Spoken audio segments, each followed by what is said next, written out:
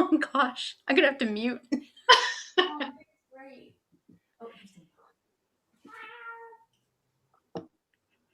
Well, now that's not at my house. Oh, it says live on YouTube in a little red banner at the top, so I think it's working. Exciting. Danielle! Hi. The gang is here. We're here. Oh, Oh, that's not at my house. I'm opening the YouTube so I can see the chat. Oh yeah. Oh, look at all these people already. Oh my I feel god. like the only word to say right now is welcome. Very loud voice. All these folks. Thank you all for tuning in. My goodness. Andrea. Hi, Andrea. Oh my gosh. I have to scroll so much to see all these friends' names. Amazing. Hi, Carl. Folks, thank you all for tuning in. My goodness. Andrea. Hi, Andrea. Oh my gosh. I have to Are we so getting? We are getting an echo. Yeah. We'll just sort this out, peeps. That could be my fault. I don't have my headphones on. Also, I think Hi, Carl. I'm not sure if we're streaming yet. There We go. are Yeah. live, folks, for everyone. It says, yeah, it says waiting for Essential Opera on the screen for me, but I think that probably Maureen can hear it. We are streaming. We're streaming Woo! for everyone. Nice. All right.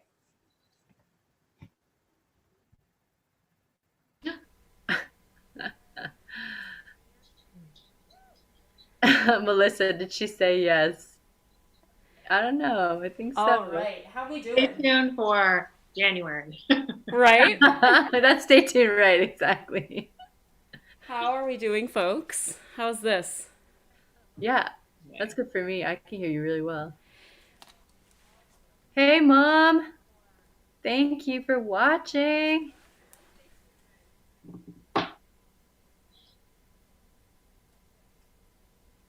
Okay. There she is. It's back. We're getting this party started. Yeah. Hello again. Yay! I'm competent. All right. Let's, yes, whatever was just happening before I elected to simply leave the Zoom room as choice. Let's just, I An echo going on. Yeah, we're still echoing? Okay. Yeah.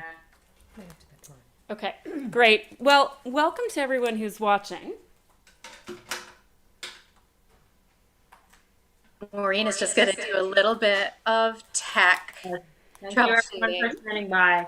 I also have somebody who said that the link is not working. So I just want to make sure that somebody else is able Oh to. no, yeah. Perfect. I've got it. I was able to get it open. If they click on just like Essential Opera's channel on YouTube, it's like right there. It'll be live.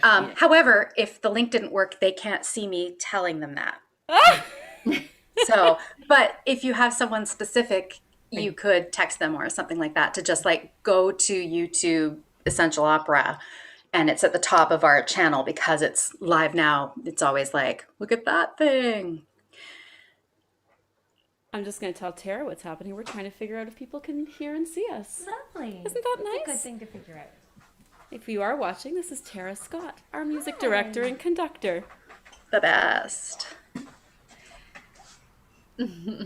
Well, All right, let's do the thing. I have reasons to believe that this is live.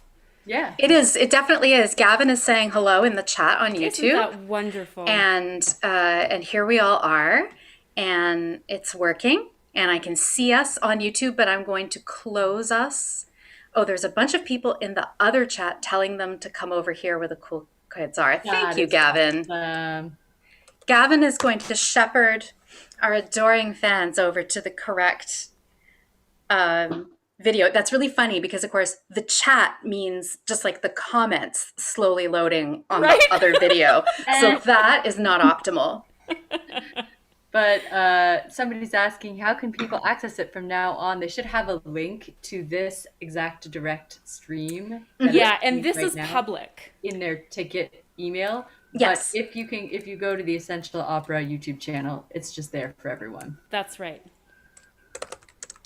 That is right. Everybody's suddenly gathering. It's like, flume. There we all are. Got such a crowd here. I don't know. Let's talk about opera. Let's talk about opera. Do we want to start with Monica, who, spearheaded this whole thing? That would be very cool. That would be cool. Sure. Monica, Yeah. do you want to tell us and or anyone else who is able to see this at any point now or later, talk about a little bit about the origin of December the Opera, and then if you can, how it then came to be, especially after watching tonight, how we arrived at this film version. Yeah, of course. Okay, so I have had the pleasure of working with Essential Opera in the past, and also many times with Maureen specifically. And so, we had been talking about maybe doing another project. We were talking about this a little bit in 2017, but then more seriously in 2018. And so I had a couple of ideas kind of in the back of my mind. And then I think it was like a Tuesday, and either or Erin was like, hey, She said she thinks we're it's a Tuesday. going to be meeting tomorrow, like to talk about what we're going to do next year. And we're going to do your opera, whatever it's going to be. So let's talk about it. And I was like, okay, better formulate this. But that's okay. I kind of had an idea of what I wanted to do anyway, which was to do a one-act opera around sort of holiday travel and travel specifically. And I knew I wanted to do a comedy because, I had done that in the past, but not recently. So I was like, I kind of want to get into that world a little bit.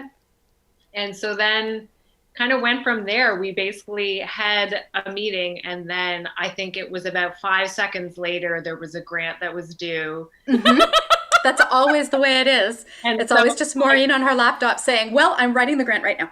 Yeah, exactly. Erin's doing an impression of me saying I need to write a grant. Yeah, that part was very quick. And we were really lucky because we were funded through the SOCAN Foundation for a work commissioning kind of grant where they had private donations that would match it. It was a really innovative program in my opinion. Yeah. And so we were able to have all these amazing donors who came on board to help fund it, and then SOCAN matched it. So that was sort of part one of the project. And then, I wrote it in summer of 2019. Mm-hmm. And we had been talking about, doing it in December, obviously, but originally we thought about doing it in 2019, but then it was just not going to happen. Way too quick of a turnaround to do that. So then we were like, okay, we'll do it in 2020. But then of course the pandemic hit, and then, we were like, how are we going to do this? Should we just push it back?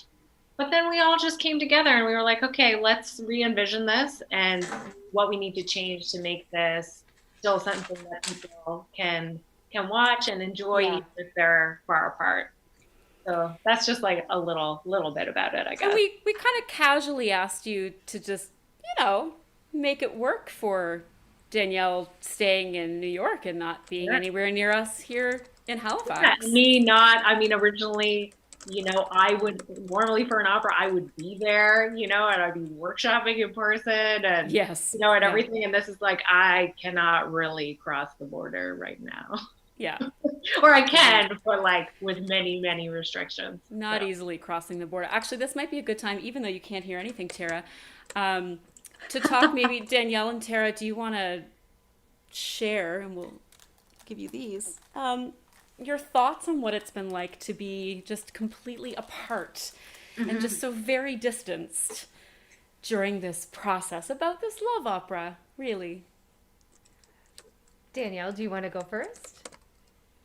Well, I had this like sort of disembodied experience of making the opera, even though in all possible worlds of making an opera not in the same room as other people, it was as collaborative as it could have possibly been. We had magical, like technological wizardry happening between two recording studios. So it was sort of a remote studio where the Canadian contingent was, and I'm here in Brooklyn, New York. And so we had a recording engineer who has a studio in East Harlem. And so I went there, you know, all COVID precautions taken, and like sat in an isolation booth and was like beamed in to Halifax with like a microsecond lag. I still don't really know how this is possible. And so there was an aspect of it that was difficult to do perfectly live, right? So mostly what I did was sing to what I heard happening in the room, and then they heard it back after the fact. But actually, since it was almost pretty much almost in real time, like we heard it in the same session, it felt like we could actually workshop what was going on and we could actually make a track. You know what I mean? So it was as when I say as collaborative as can be, you know, like here's the other thing is I was actually on Zoom the whole time with the people in the room. So it was like going to Zoom and saying, hey, how'd you feel about that? Checking in and actually being able to see Tara conducting. All of that made it possible and made it feel like I was there as much as possible. And I don't know what it was like over there, but that's kind of what it was like for me in my little booth in my like soundproofed world. Oh, I love We it. missed you a bit because in order to see you, like I would have had to run over to Maureen's computer and peer in at it, like, hi, Danielle. And Yeah. so every now and then we would do that, but mostly we were hearing how you were doing through Ben, the engineer. So we didn't have any way of knowing how it was going for you, if you were hating everything, if you were fine, if you needed us to do anything to make it easier for you, unless Ben communicated. Yeah. Tara, what was it like knowing that Danielle was watching you for cues and stuff like that, but not being able to hear her, not being sure about the lag? It was incredibly surreal. And then it was magic when we finally got to hear her. Oh, And the fact that they were able to correct for that so quickly and we had such a good idea what exactly had been, I don't know, it was magic. It's amazing. I guess as performers, we get used to having to be pretty flexible anyway. And it was just sort of go with the flow and do it, right? Amazing. Yeah, and I'll add that like for me, I was on Zoom and also like getting audio through this other streaming kind of site or whatever. And so I could hear Maureen and Erin and the string quartet, but I had Danielle on mute, but I could see her very closely and the others I couldn't really. So I'm like such a weird experience of like hearing the audio like of like most of the opera and then seeing Danielle like singing her heart out. Yeah. I trust this The like void. Yeah, we had a couple of people in the chat asking what that software was. It's called Source Connect, and that is the extent of my knowledge, but maybe the others know a little more about how that works. But it was basically just studio to studio. yeah, I don't know anything about the technology or how it works. I'm sure that they have marketing material that tells you. Yeah. And Yeah. if you know a recording engineer who's working with it, they will probably tell you all the dirt, the sing its praises, etc., because it really was sci-fi times up in there being able to hear you and stuff. I had a question in the chat that I don't want to forget about where someone was just asking about the airport and how we managed to film there. So we were at the Halifax airport and it was daytime on a Saturday in December and it was empty because of the eerie future dystopia we're living in. So that was an eerie time, but it was really lucky that we got to use that we were using the like oversized baggage security check-in area because that's usually not busy. So we got to use all of that and all the other sets that you see are just areas in the airport that our amazing crew, Haley Davis and Claire Fraser, threw together their entire apartments, and Maureen's entire apartment came and just turned it into Julia's cute little living room, and then Maureen's amazing, very well populated office desk So awesome. with Raph. And yeah, so it was just all set up on the day in various totally deserted parts of the Halifax airport. So we were really, it was very, speaking of things that were surreal, I really kind of couldn't believe even until we were there that we were getting to do it in the real airport for real. It was fantastic. It and really weird. made it feel extra special that we were able to have that part in the airport. And then because Monica did rewrites, we had Danielle in your apartment. And of course, I don't know if you've already mentioned Liz's name, but Oh, Elizabeth Van Oss was my videographer. Yeah, my fantastic. so we had the 3 videographers, which I felt like was the absolute bare minimum that we could have had for that. Oh, yeah. Especially given that our last project was done by me and Erin and our spouses and our friends holding phones for us. So we were just Yeah. so appreciative of the Like a step videographers. above that. Yeah, It really in particular. was. Still my own apartment in the background was- with my own clothes. Yeah, it was incredible being able to say to yourself, "Oh, I bet we got that shot." And I don't need to like check if I remembered to hit record on my phone, but it's just Right. actually being done by a professional who knows what's happening. Yeah. And in answer to someone in the chat, yes, we were lip syncing, which usually also means singing, which was a little scary to do right now for whenever there were people far away in the airport. I kept thinking, they're hearing opera right now and thinking, what's happening? I don't like it. I'm afraid we're not supposed to sing. But we were so far away from any humans that And we were we just on sang. purpose under singing for that Oh, reason. yeah. Well, I mean, we're there all day, too. You're not going to just scream it over and over. Yeah. I don't know. Maybe, Danielle, maybe you screamed it over and over 1,000 times in your apartment? Liz was like probably less than 6 feet away from me most of the time, and both of us had been tested. And That's right. You have rapid tests and stuff there. Yeah, we cranked the windows open, and she was masked the whole time, and I was only unmasked for our shots, but I still didn't feel super comfortable about like full on. So it is mostly lip syncing, and that is typically how we would make. And I've done a couple of these projects now. Typically, how we would make a video opera is you track the audio first, and then you make the film with the audios sort of as it's. Like your actual film footage won't have sound, or you're not going to use the sound from the film footage. You put it together in post, and so maybe you all can talk about maybe the timeline of like how long after our session did we get the audio, and then when did we have to get our takes done by, and all of that. For me, it was a little compressed because I had to get you stuff, Erin, to have on your phone for your. Oh, that's right. Yes, Danielle made sure that they got their shots in time for me to have them arriving on my phone when it was time to start like singing to Natasha's face and receiving acting info back from Natasha and reassurance. And the proposal was right there on the phone. Everything that you see that is like my hand and this phone and Danielle's face is the stuff she actually sent, the real takes. And that's why any of it worked or felt like if you thought there was chemistry on screen, it's because I had real Danielle acting at me. I don't know how you did it, Danielle, just in a bubble, but you were amazing and gave me going, so like, much to work. Yeah. More weeping. Yeah, totally. Amazing. I feel Ridiculous. like we could, just because creating an opera in a pandemic is something we've now done twice this fall, number one, but number two, this project in particular, bringing it from premiere to now has been this big thing. So talking about the production aspect in the pandemic, I feel like, I don't know if I could talk for 4 hours, but I did want to ask Monica, because I feel like we all know Monica's work very well, but maybe some others don't know your work as well, Mon. And what about this opera is either the same or different from some of the other works that you've written, other vocal works or other opera works? Sure, yeah. So I'd say that there's some similarities with my other operatic works. Like I have a couple that are a little bit more comedic, but do have like a sort of a little bit of a dramatic, kind of often romantic arc. But I also realized that in your character, Maureen, sort of being different people in the same opera kind of thing. This is something I've done several times. Right?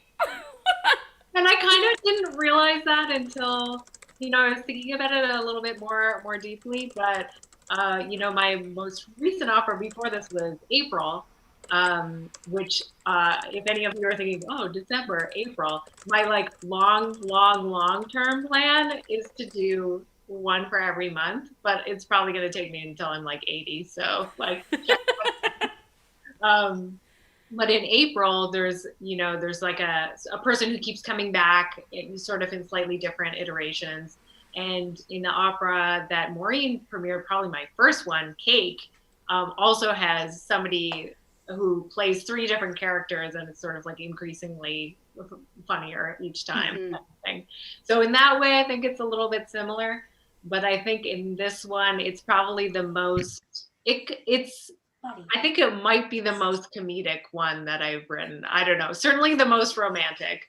So in that way, I think it's similar. I think what I love about opera is that you really get to play a lot. Like you really can sort of push the limits of what, if something is very relevant in your own life experience, and you can really amplify it to like 110, which is really, really fun to do. So yeah, and I had so much fun with that. Do you want me to talk about the customer service? Yeah, I was going to say, so Ooh, again, yes. different or the same than your other musical language, perhaps, in your voice. This is very much Monica's voice. Like Yeah. 100%. I saw the score. I didn't have to sing it. I saw the score. I'm like, oh, this is Monica. But there are certainly parts that you wrote very specifically for this opera, such as the customer service and the commercial music. And I would love for you to shed some light on Yeah. that. So I knew I wanted to start the opera with like a mock commercial of a fake airline. Top Priority Air is not a existing airline that I know of. I did Google it quite a bit to make sure, though. Who knows what will happen. But anyway, I knew I wanted to start with like a commercial of some sort. And so even though it's sort of my musical language to an extent, it's a little bit more, I'm trying to make it seem like it actually could be a commercial. So for that, I listened to a ton of airline commercials and then I realized, oh, they all do this. Okay, perfect. That's what I'm gonna do. It's I'm sure you could find like 5 of them right now. But anyway, so there was that, and then for the customer service call, that one I also got to have some fun because I actually did go on like an airline, customer service, and I'm like, okay, so usually they ask this and then this and then this and then this, and I'm like, okay, so if I take that and then I make it a musical line, but it's also not, I don't know, it's not super musical in terms of its phrasing, it's just like a little bit more automatic. Anyway, that was very, very fun. Yeah, well, my husband and I, pre-pandemic, are both very frequent travelers, and we related very hardcore to the music that you wrote for these particular aspects. And instantly, like on day one, when I sang through my part, I think my husband had it memorized because the lines were so very true and real to him. How are we doing in the chat? Do we have any other questions there yet? We're doing great. There's been a call for people to confess if they also have been found with a full water bottle in security. Oh, yeah. Currently, we've got a roll call for who cried, and that is popular. The yes cried choice is really blowing up the chat almost all the way through. Oh no, are you okay? Is that Allison? No, it was Patrick McGraw. Everybody. Yeah, the chat is going great, and I highly recommend reading it if you're watching this after the fact. It's always worth going through a YouTube Live's chat just to feel like you were there at the time. You got to chug the water. That's correct, Carl. You've got to chug the water. You got to check the water. Got to chug it. So funny. Got to chug it. Try not to swallow the ring. My mom, and she's chugging the water too. We've all been there. It's like an accidental forced hydration before you're traveling. The worst is when it's like kombucha or something. Oh no. And you're like, here we go. Sad times. And also, what do I do with the lump? Anyone want the lump? Delightful. Gross. We ummed at the same time, and then we both panicked. Well, I was going to say, should we move to wrapping up, but wrapping up on the topic of what we've all been talking about is one of our favorite aspects of this opera, in that there is a queer couple in this opera, but it's really not about that at all, and we love that very much. And anyone who wants to chime in on that would be fun and warm and fuzzy. I am constantly yelling at screens when a story that is about a queer person or a queer couple ends up being just about the fact that they are queer, it turns into a coming out story, which, I mean, those are legit, but there are more kinds of stories, and also queer people just like live lives and do stuff like take water bottles through security and propose and get married and stuff, and like have awkward visits with families, where it's not necessarily about the fact that they are not straight. It's about just family awkward and bringing a partner to meet them for the first time, and the fact that you really want everyone to like each other. You have no idea whether that's likely. So I really loved that most of the tension points were things that weren't to do with or because of orientation. Right. Like That is my speech about that's not the plot point, right? Like so many of these. So somebody called it out in the chat, so I'm just gonna say it. There it is. We have a group chat, like, to communicate about stuff, and it like became about Happiest Season for a little while, where we were like, "What the heck? Like, what is this?" Anyway, there's anger because it was promised to us to be this, like lesbian rom-com, whatever, and like the thing we've all been waiting for, and it really didn't end up being that. It ended up being yet another one of these like queer coming out stories that's like problematic in a lot of different ways, and we can get into it offline if you want. That's a true offer. Danielle is means that. available. Available, very, very available to talk about this at length. But like the point is that that it's so great to make a movie that isn't like, what it is it is a holiday special. Like it's not, it's like a holiday themed movie. It's not like a queer, you know what I mean? So that the couple at the center, is relatable in other ways beyond the fact that they're a queer couple.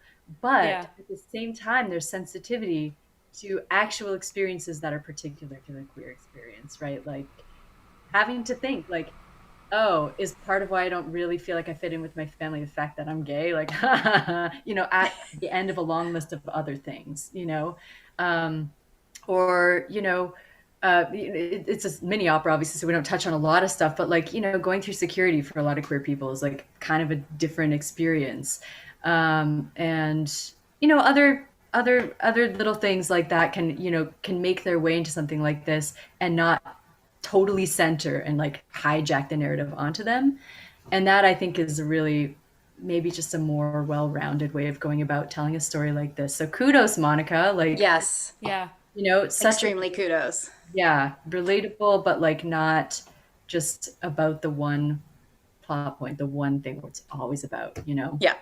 This is where I like to throw in the other pop reference of Schitt's Creek and how much Dan Levy talks about this, that it's just like, not the point, everyone. And we're just having a plot here with some humans. Thank you very much. And how much more interesting the story can be when you don't spend all of your time and use up all your oxygen on just demonstrating some like hate going on. Yeah.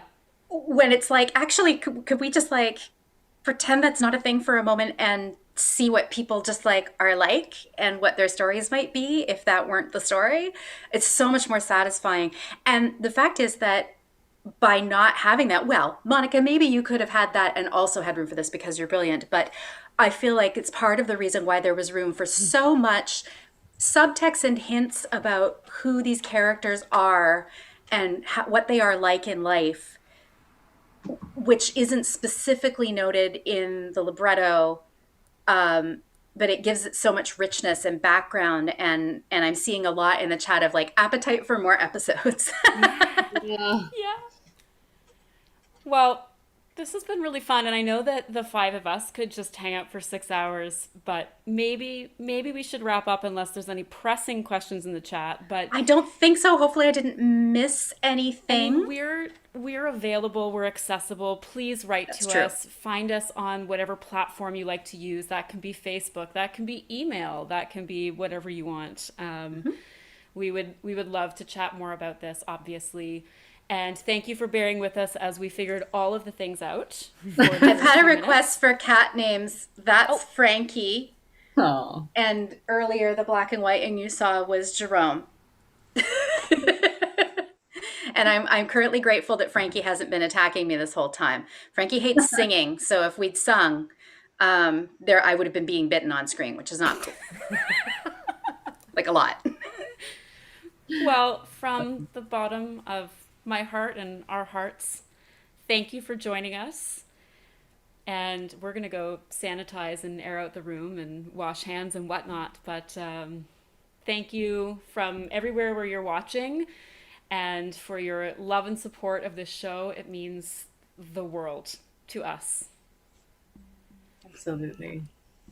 We'll say good night.